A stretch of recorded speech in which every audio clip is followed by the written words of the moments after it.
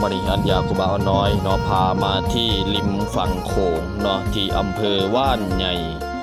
พามาที่วัดมโนพิรมเนาะเป็นวัดเก่าแก่มีอุโบสถโบราณเนาะหรือว่าสิมโบราณภาคอีสานเป็นห้องสิมเนี่ยบรรยากาศในวัดของเพิ่นก็เงียบเหมาะกับการประพฤติปฏิบัติผู้ใดที่อยู่ไกลก็สามารถมาขอพรได้เนาะทางวัดเพิ่นก็เปิดโอกาสให้เข้าไปสักการะพุทธปฏิมาใน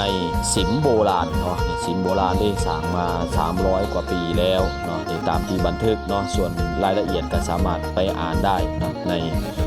Google ก็มีในประวัติที่อยู่ในวัดกับที่ให้อ่านเนาะตอนนี้เอาบรรยากาศของวัด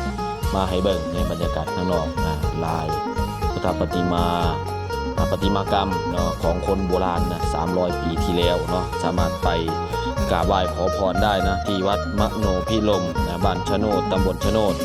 อำเภอว่านใหญ่จังหวัดมุกดาหารเนาะสาธุ